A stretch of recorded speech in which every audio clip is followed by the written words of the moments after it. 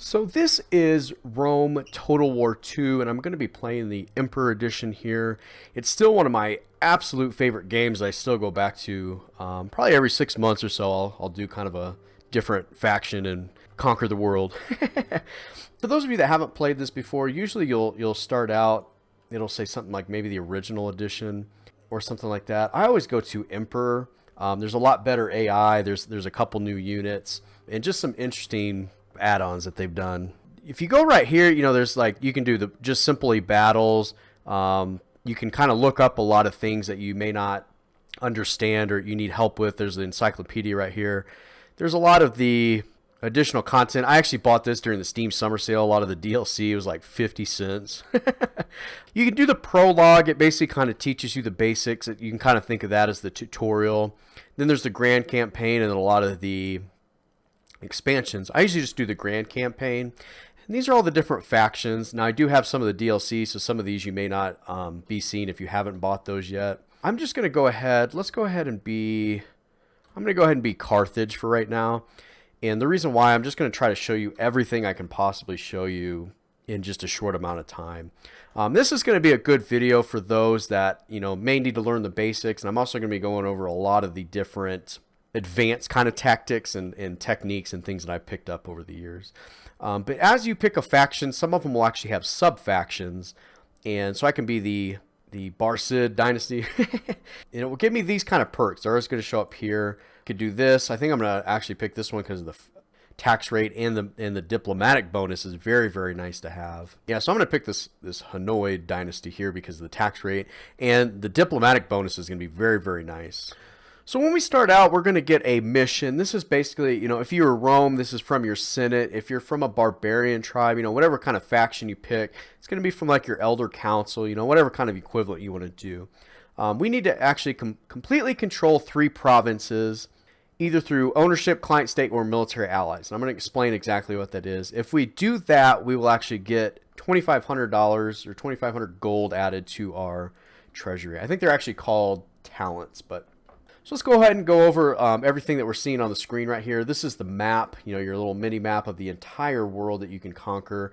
And if you use your mouse wheel, you can kind of zoom in and out, which is kind of very helpful if you're trying to see everything that the world has to offer. This is our current treasury.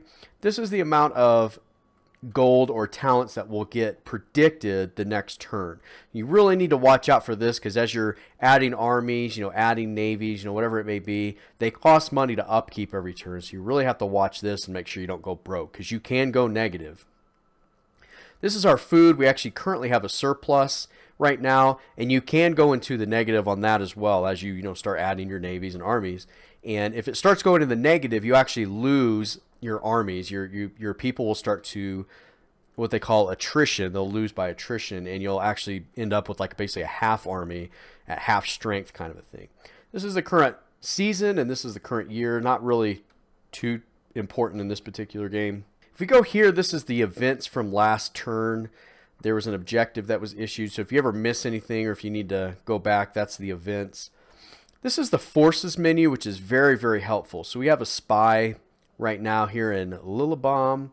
We have a navy right here and then 2 armies in our different territories. Now, it did say when we started the game that we're kind of fractured right now as far as the territory, so we kind of need to bring Carthage back to the glory days. If we go down here, let me go ahead and show you these. This is the details of your individual provinces.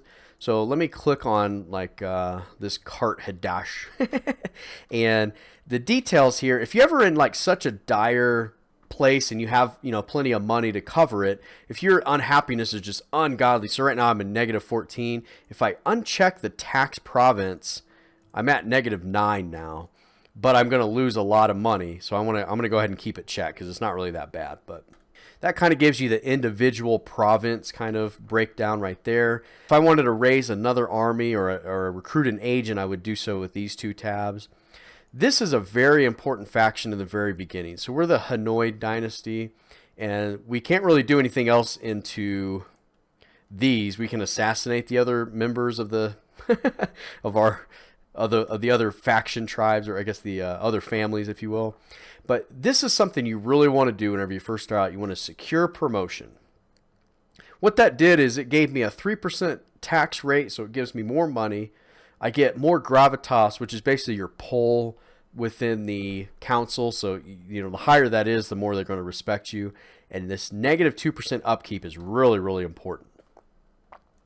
So you want to always do that. And as you can see, we went from like about 14 to 26 as far as overall gravitas. So we now kind of blow these other guys away.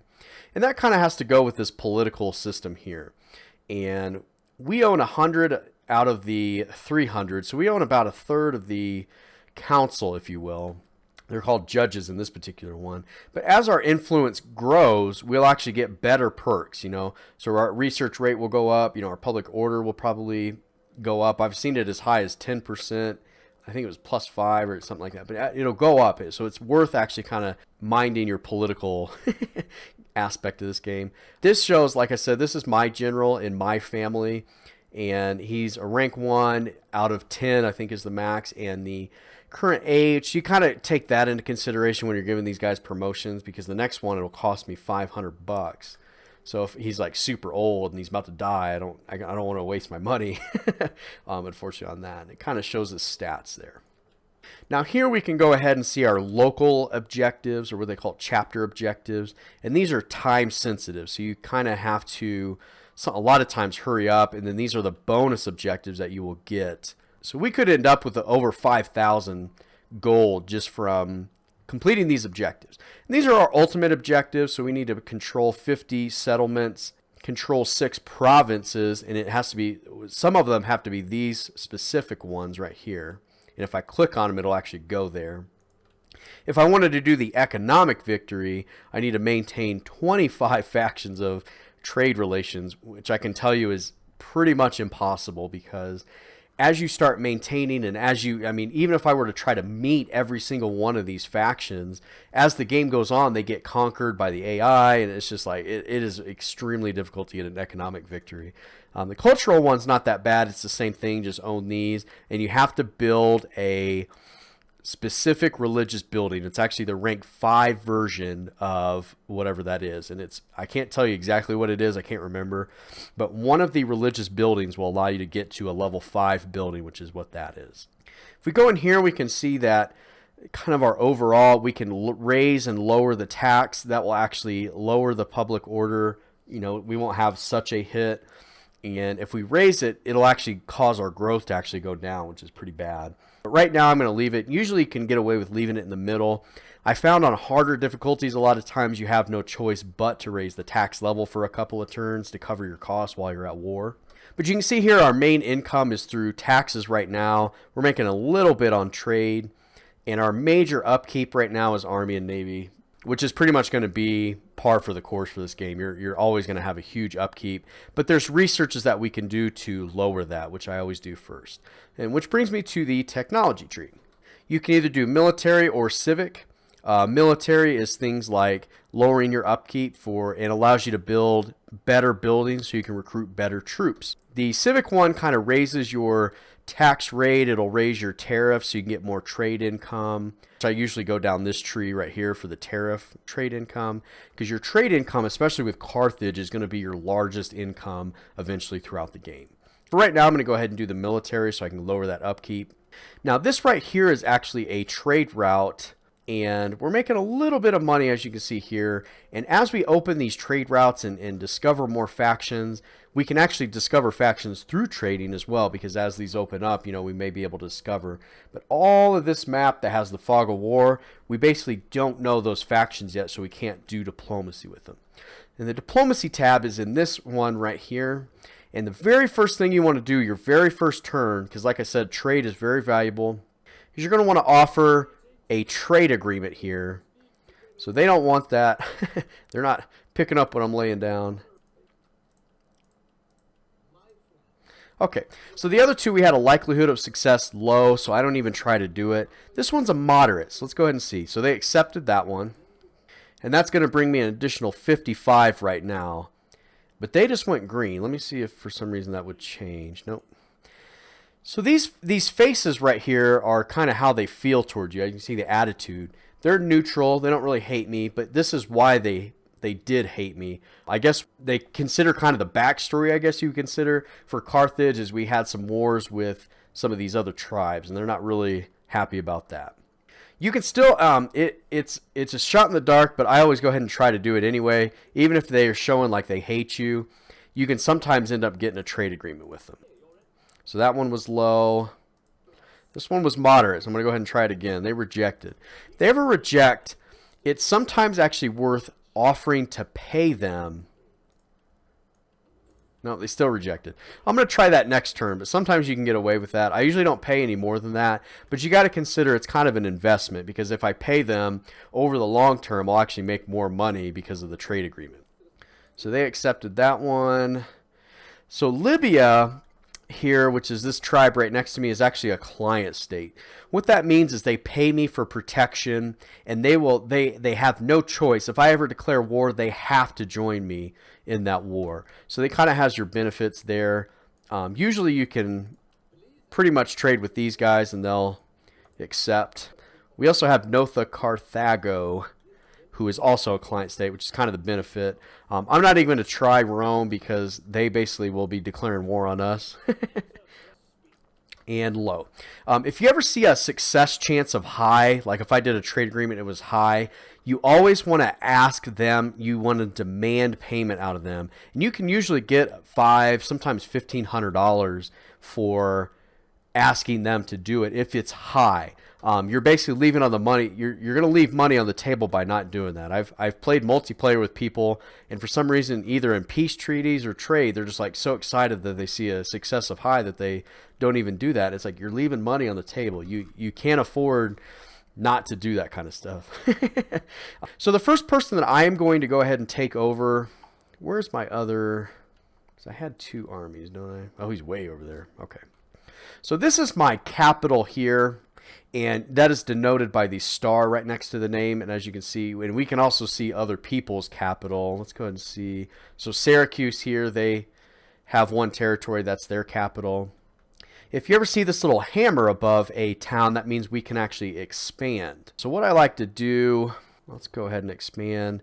If I have the money, I like to go, and I've got a good food situation, what I usually do is a military type of thing. So because I did that, it actually unlocked, if you can see over here, whenever I hover over, it unlocks the recruitment of hoplites, and it also provides a garrison.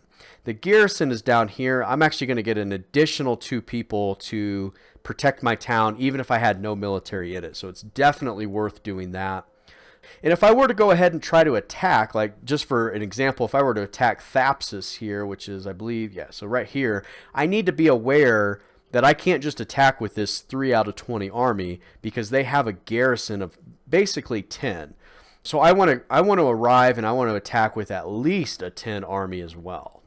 I'm going to go ahead and do food on this particular one so I can, as I'm upgrading my armies, I know that I will have enough food, because as you start building these guys up and adding to them, you're going to find that they're going to have, it's going to have an effect on your food, and you definitely don't want it going negative, because this health, the as you can see over here, the 40 out of 40, which is shown over here, it'll start to diminish. I might only have like 30 out of 40. So why even have a big army if it's only going to be at half health, basically?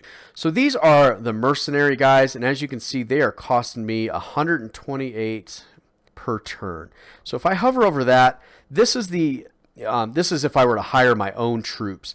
They're usually a little more expensive up front. It's going to cost me $270 per person to train, but the upkeep is only $80 per turn, or 80 gold per turn. And they have a squad size, or a army size of 160. So there's going to be 160 guys in that. This kind of shows the melee attack, the weapon damage. The bonus versus large is kind of your cavalry, maybe your elephant units and things like that. Armor and health. And then the morale. The morale is kind of nice to have because it means that they won't waver as quickly, they won't run away, they won't, leave the battlefield.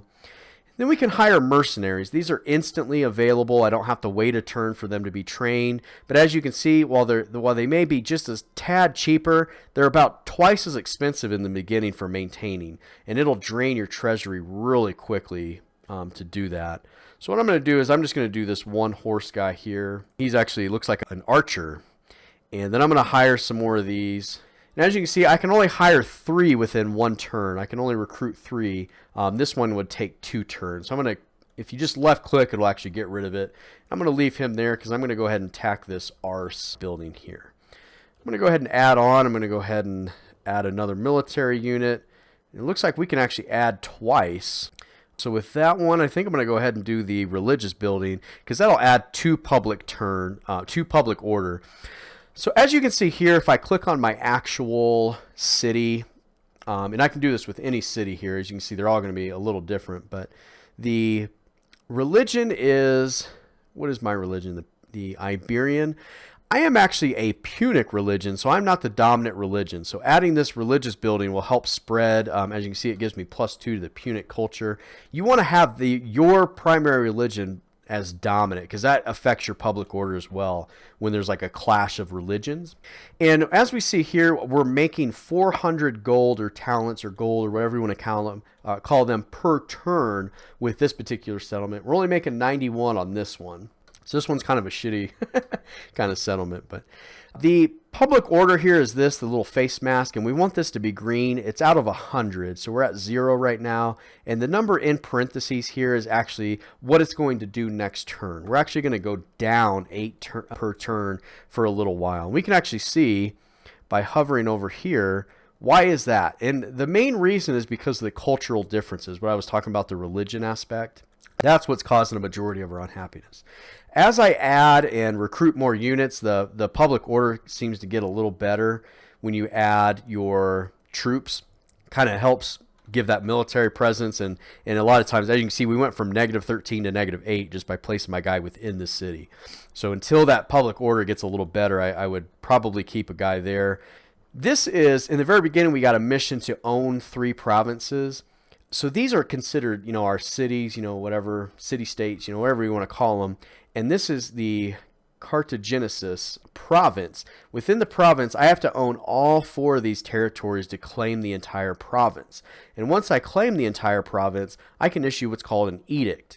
And these edicts, I can have negative 25% mercenary hiring costs, which is awesome because that's, your instant army. One has to do with ships. I usually do bread and games or tax harvest. If my public order and my food is a little low, this actually gives me 4 food and +4 to public order throughout the province. And then this one, if I have, my food, my happiness is okay, I go ahead and do the 15% tax rate so I can get more money per turn through that.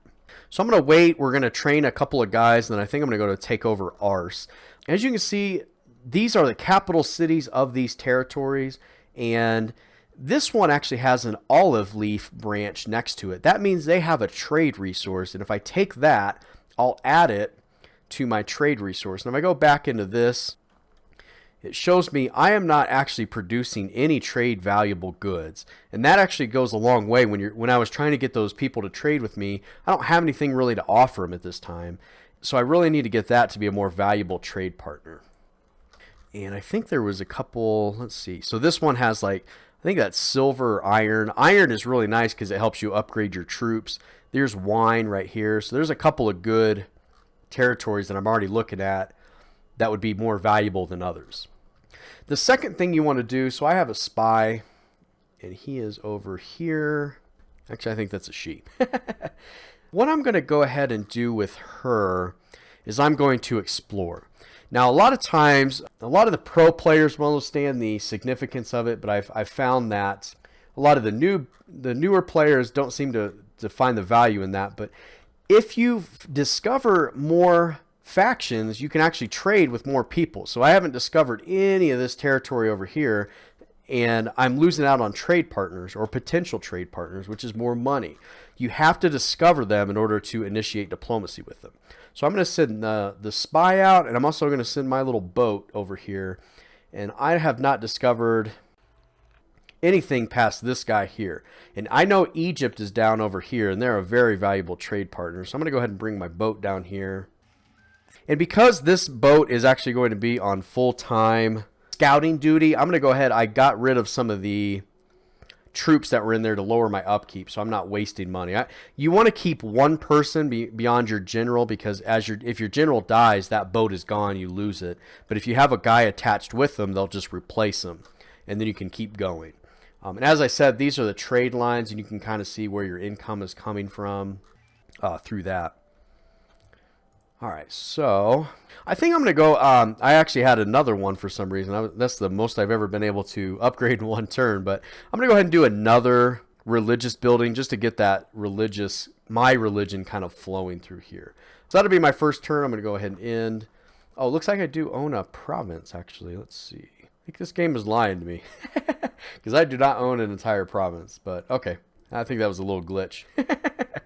So Rome has declared war, and as you can see, they don't have a choice because they're client states. But I could just say, hey guys, don't worry about it. I'll take care of it. But because it's Rome and they're pretty powerful in the beginning, I'm going to be like, yeah, you guys need to have my back. So the Etruscan League has offered me a military alliance for 400 gold. I think that's an awesome deal because it makes me a lot more stronger when I'm attacking Rome. I can counter this because the likelihood of success is 400, and they're actually willing to pay me, so I could actually ask for 900 gold and it would be a moderate success. But you know what, I hate to be greedy and then they take away that deal, so I'm going to leave it at high, but I am making money. But this is a good point, and if you ever have a trade offer or anything like that, or a defensive alliance and it says high, go ahead and ask for money, because you're going to leave money on the table if you don't. And money is, I can tell you, it goes very quickly in this game. You're constantly going to need it. So that was another thing. Through military alliance or client state, own an entire province. You know what? I bet you that's what it was. So this is the one. Because I have client states here, I'm actually allowed to issue the edict here. And I'm going to go ahead and do the tax rate because we're positive on public order, and we're actually going to be going positive moving forward as far as our next turn because of the parenthesis brackets there. And I'm making a lot of money and I have a lot of food surplus, so I'm not really worried about any of that. So tax harvest is actually going to be the best one for me at this time. So I have an army of 9 out of 20 here. He has an army of 5 within that territory, but his garrison is of a 9. So he basically, you want to consider that a 14 army.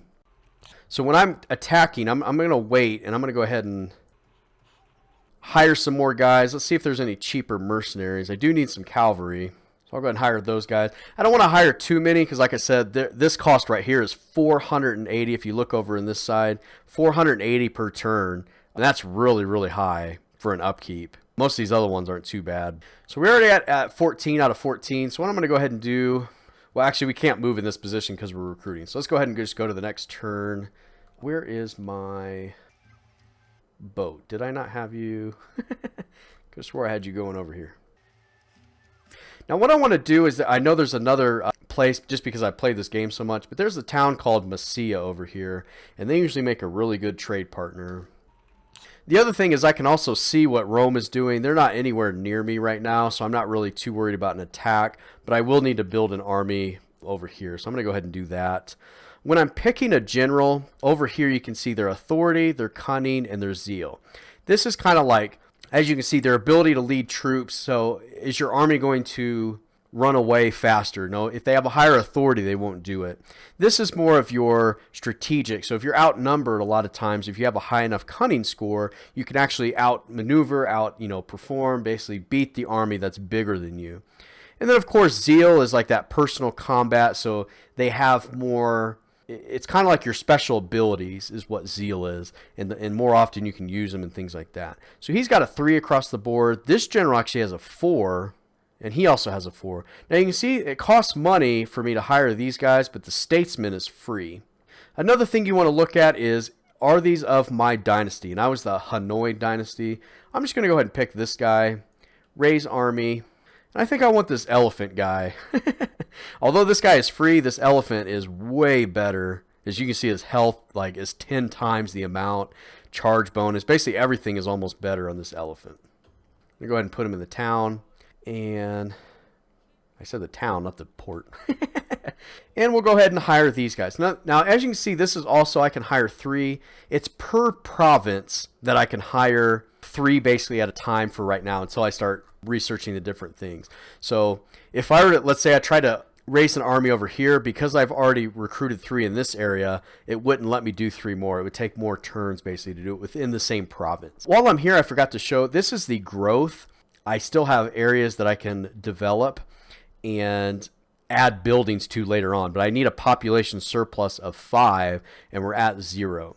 You can see this is like a dark green, and this shaded green is how much it's growing per turn. So it's probably going to take about 10 turns to actually grow. We're growing at about a 6. And some of those factors are the buildings and the food, so that's good. So we want to keep that where it is. So we're going to keep him there. Let's go ahead and go to the next. And while you're playing, if you hit your spacebar once, your people will move a lot faster through the game. If you notice in the beginning of the game, they run really, really slow. And I'll show you the difference here in just a second. But if you hit your spacebar, it kind of speeds it up. I had no idea we were at war with these people, but they're offering me 1,000 gold for peace. Once again, always hit the counteroffer point. It's only going to be a moderate success. A lot of times I like to see if they'll become a client state. That's where they pay you and they have to basically join you in war. You basically are subjugating that. They're basically under your control if you want to think about it. It's very hard to do so. I'm going to go ahead and take the $1,000 because I need all the resources that I can to basically prepare for Rome and the battles that will ensue. Like I said, I usually do the military ones first because your largest upkeep, as you can see in this trade and finance, I'm spending 2,500 a turn on army upkeep. So anything I can do to lower that is really going to help me going down the road. So I always do this because, as you can see here, the negative 2% recruitment, all provinces. So it's across the entire map. And same thing with the army. Or that was recruitment cost. So not only is it going to cost, it's lower cost to raise an army, but it's also less upkeep. And a lot of times, like I said, this will allow me to build more military buildings, which will lead to better troops as well. So to me, that's the best one in the beginning for this particular tribe. Looks like we have... I'm going to go ahead and do that. That's, like I said, it's going to provide a garrison. It makes this a lot harder to attack, and I don't need as many men. I don't need to place an army there to still be effective. Let's go ahead and get 3 more. As you can see, that 1,000 gold really helped because now I was able to develop, raise more army.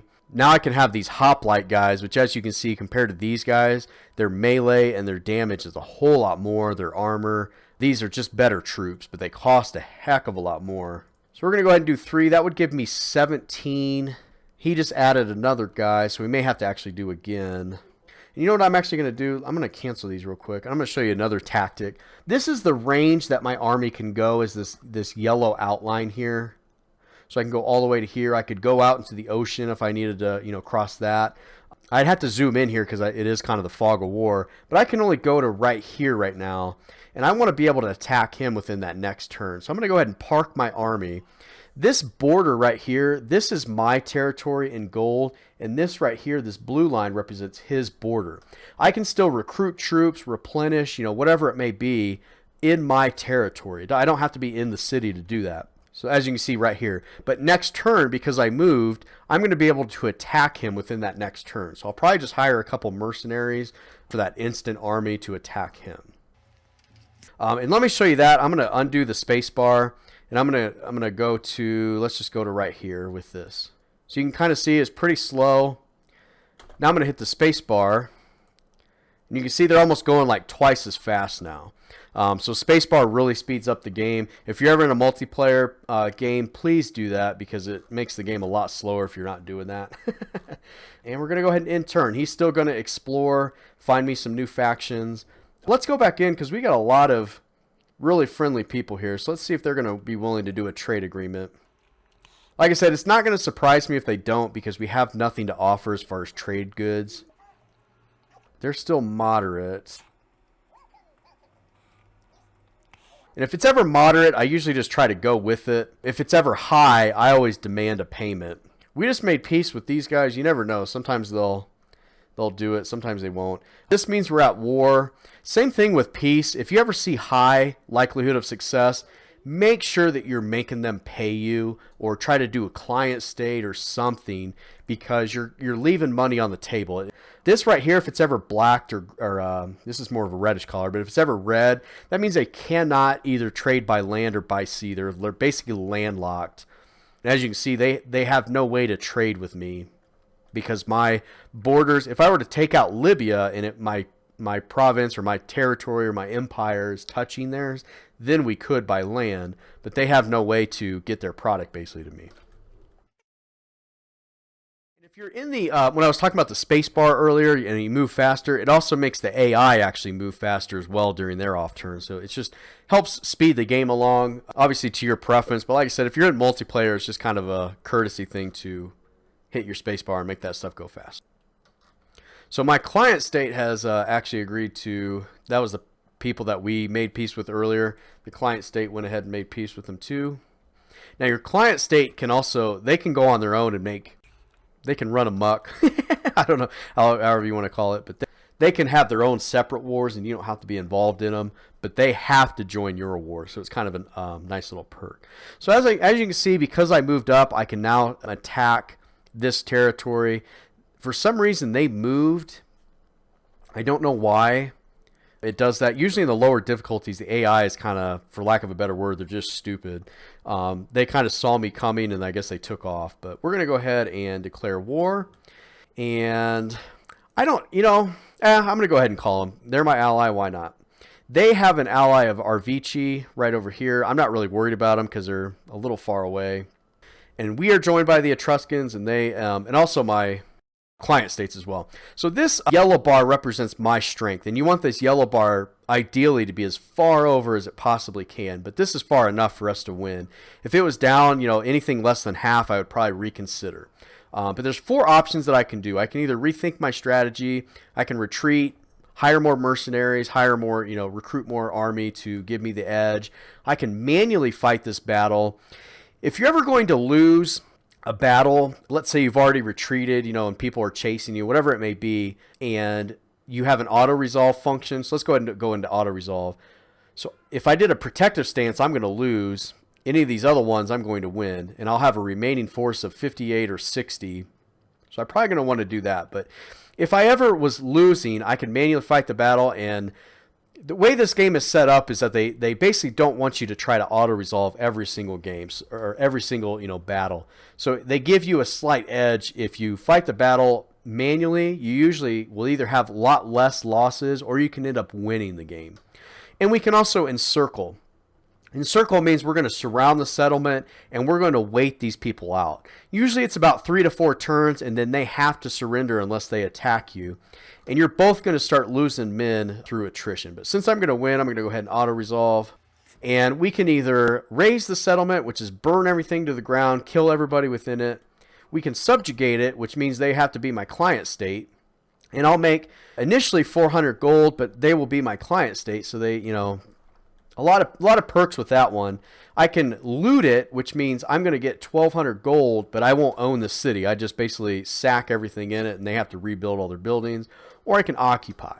I'm going to go ahead and occupy because over the long term, that's really going to benefit me a lot more because I'm going to be making 178 per turn so I can clean this up. And once I own this whole province, I can issue another edict.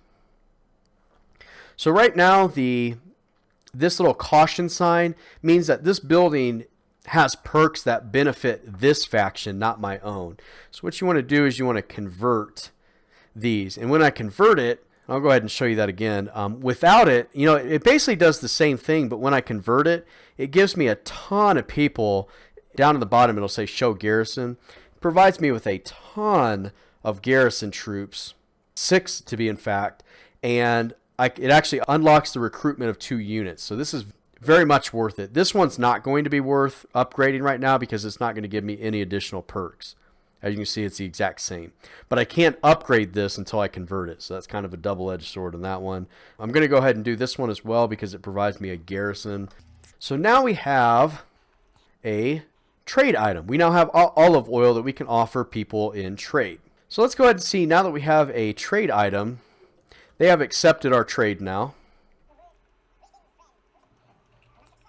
It's amazing what one trade item will do. Now we have all these trade people. And as you can see, as I'm doing this, it's opening up more. And we just discovered this faction because we now have a trade route through there. So we were able to discover this faction. They didn't want it. Let me see if I can add just a little bit of money to sweeten the deal. Sometimes 100 or 200 can do it. Sometimes not. That one's still low. And that one's still low. But you can see we just got 3 more trade agreements, which upped us about, let's see, it was about 200 to 300, I think. What was the value? So about 150 more gold to turn just by doing that. So just by adding that trade resource, we made ourselves a lot more valuable. We also leveled up because we attacked and we won. This here, as I was saying, this is the replenishment. If you ever see this sign, that means they need a little time to recover. And we're only at about 26 out of a total of 40 that the max unit it is. So we're at about half health with a lot of these. Actually, he's really bad. We only have a 27. He actually leveled up. That means he's a rank 1. He's going to do a lot more damage than just a regular guy that we just recruited. So I'm not going to actually replace him, but a good strategy is, so this is going to take 27, is that right? Okay. It's going to take 5 turns to replenish fully. And if you're in a time crunch, you can just disband and rehire those people basically in order to keep that. I don't have enough money to hire anybody right now, so I'm not going to worry about it. But we did level up, so we can go here. And if you ever leveled up, like you go to end your turn, it says, hey, this character has an unassigned skill. Go to your forces tab right here, and it lists everybody. This is really helpful later on in the game when you have like 10 forces and like 3 spies, and they're all over the map. You can very easily see which one leveled up. It's this little arrow right here. And we'll go to details. This is the traditions. Now this will never die as long as the unit is still alive, and you can even reinstate the legacy, and I'll show you that in just a second. The traditions never go away, but the actual general thing, whenever this general dies, this stuff all goes away. So these are temporary, and these are actually permanent whenever they come available. And let me show you that really quick. So if I were to raise a force, nobody actually died, but if you lose a force that has a really strong tradition, like a lot of perks that stay with it, and there's some really good ones like campaign movement, so you can move farther per turn, more melee attack and things like that. This is nice because you can actually reinstate that legacy, and like I said, the traditions stay with you, and that unit basically starts out stronger. Now when I'm attacking my next target, like what am I going to attack next? I don't want to attack my trade partners if I can help it. So I'm at war with these guys already, so I can just swoop in. I'm going to probably take this area out because I don't want to lose that income, because it really makes a mess of things later on in the game. Rome has really not done anything as of yet. I don't even see them, but I think it's because, like I said, I got lucky, and the Etruscan League offered me a military alliance, so they're at war with both of us. So if they want to pick on me, they got to mess with the whole trailer park. Now, next turn, I'll be able to discover that area, and then, of course, my boat. This is how many turns. This is, 1, 2, 3, and so on. And I'm trying to discover Egypt so I can get to that trade income, which is very, very lucrative. Another thing I just absolutely love about this game is no 2 games are the same. You'll have one game where, Rome will just blow through and just conquer everybody. Then you'll have another game where, like, Sparta and Athens, for some reason, get a wild hair and attack them, and Rome's gone within, like, the first 20 turns. You'll have another turn where, like, an unlikely faction owns, like, a ton of, like, the northern territory. I mean, it's just, every game is different. So they're offering me $320 for a non-aggression pack. That means I won't attack them, they won't attack me. It usually lasts about 10 to 20 turns. Like I said, if you clicked on this, you can say I want more money. Since the likelihood of success is only moderate, I'm going to go ahead and accept their free money, basically. I have no reason to attack them. They're so far away. In fact, whenever this is done, I'll show you where they were. I never pay for non-aggression packs, so I'm going to go ahead and X that out. And if they want the non-aggression pack, they'll just kind of have to deal with it. So they've accepted my offer, basically for free. Now, he has a skull above his head, and that is because they have no homeland. They have no territory. They have no city, basically, to claim as their own. He's going to slowly lose forces every turn until he basically dies out. And they usually do this like suicide attempt, like kamikaze attack on you, even though they know they can't win. So I'm going to go ahead and auto-resolve that and Actually, if I did that, I would lose a lot of people for some reason. So I'm going to do that. You usually want to do whatever the highest remaining forces is, along with you winning. So I'm going to go ahead and do that. I'll have 82% of my force remaining. Kick him right in the dick and stab him. Now there's three options whenever you do this. You can either kill the captives. It really pisses the enemy off, but since he's no longer going to exist, I really don't care. You could release the captives. It makes them a little more friendly if you ever do peace, because you're like, oh, you know, they're like, thank you, you released our captives. Then you can enslave. It basically divides them and spreads them out throughout your entire empire, and you make money off of that. Now I usually do that one because the more money you have, obviously the better. So this is another example. So an ally attack. Nova Carthago decided to attack these guys. No, I'm sorry, they attacked them. If I decline, they will no longer be my client state. So I'm going to enter on the side of the ally. I think I just lost. Unfortunately, I lost a trade partner, I think, because of it. I'm not going to chance it because I would hate to kind of make them mad. So I'm going to go ahead and do that. That's not a bad. I'll recoup that money probably within 2 turns. And after that, I'm riding on profit because I'll probably get about 50 a turn. Let me see. I think it was these guys. So 55 a turn. So within 2 turns, I'm going to have my money back on that. So I don't mind paying, like I said, a little bit for that stuff. So, oh, I forgot about that. So they, I think Messia is like right down here. They're a really good trade partner. So because I was attacked and I won that battle, the Friends of the 104 here, this army, what a cool name, actually leveled up again. And this time it was the tradition. The tradition actually, like I said, never actually goes away, no matter how many generals come and go. And I can either have my archers do more damage, 3%. I can have my melee people do more damage, or I can have the enable of me to build these siege weapons, which is whenever I'm attacking somebody, I can add like ladders and things like that. Usually, I don't find you need these as much as you think you do. I found that the weapon damage is much more beneficial. So we're going to do a little more damage. Looks like he's going to come down and try to pick a fight. And I have some extra money, so let's go ahead and add a couple more guys there. That'll really give me, I think, the edge. 38 and 30. These mercenaries are actually pretty good, so I'm going to go ahead and leave them here. And then I'm going to go ahead and just beef up this down here in case Rome decides to get a little crazy. Now they have an 8 for a garrison, 6 plus a 2, which is an 8. And that's a 10 right there. Although these guys are kind of weak, but as of right now, Rome would have to at least come with an army of 18 now to even attempt to try to attack me. So we're sitting pretty good right there. Let's see where our boat... We still got a few turns on that one.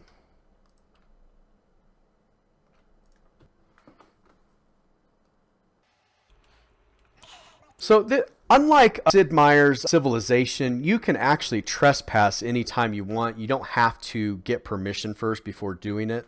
It just helps because if you trespass, the people don't really like that. They're like, hey, what are you doing? Like, you're entering my lands without permission. They're offering me military access so I can come, they can come.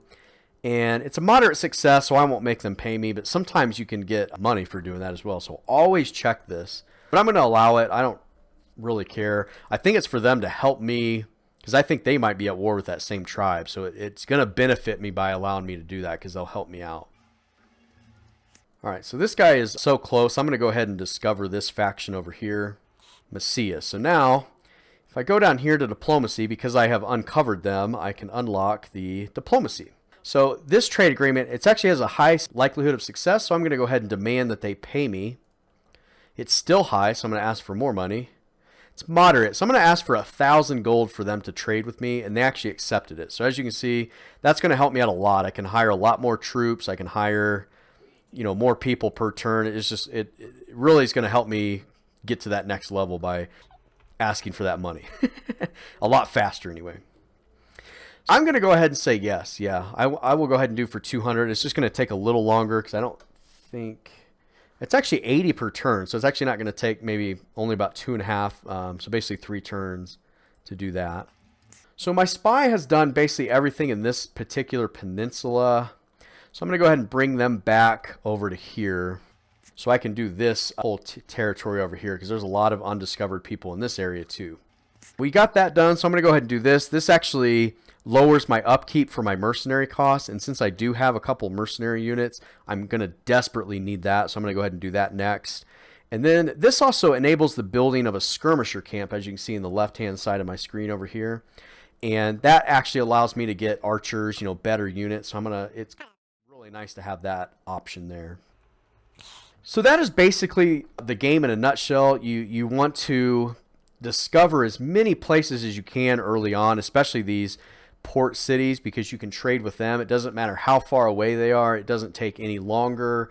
It just automatically gives you the money every turn. So there's nothing like that. Let's go ahead and see back in there.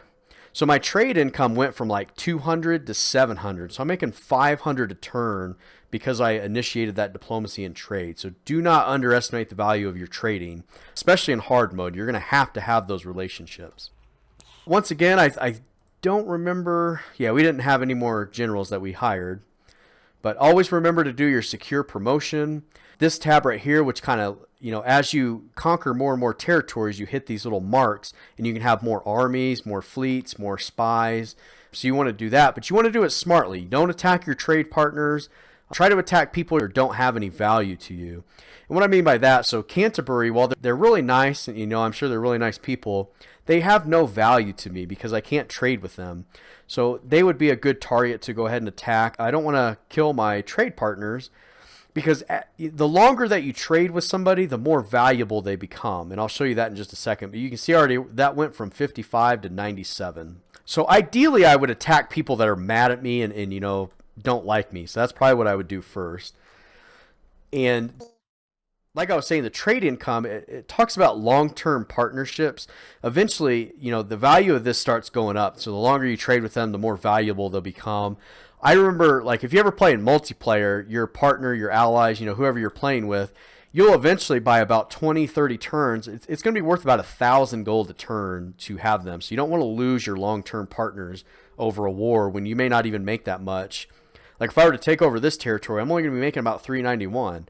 So I'm going to be losing out on 600 gold a turn if I was trading with them and making that much money. So you really have to be smart with this type of game. So I really hope this was helpful. I know this was pretty long. This is a pretty in-depth game, so I wanted to give a really good kind of in-depth, detailed walkthrough and guide of how to get started in this game. And this is really a lot like the game of Risk, and I think a lot of people, if you like that game, you're really going to enjoy this game. Like I said, I actually enjoyed this more than I did Attila and some of the other ones. I'm looking forward. I haven't bought it yet because it hasn't went on sale, but I do kind of want to get that Total War Warhammer, I think is or some variation of that. That's the next one I'm going to actually get. But I appreciate you for watching, and I hope this was helpful. If I missed anything or if there's anything that you have questions on, please leave me a comment, and I'll try to address them in the comment or make another video if I need to. But I appreciate you for watching, like I said, and thank you.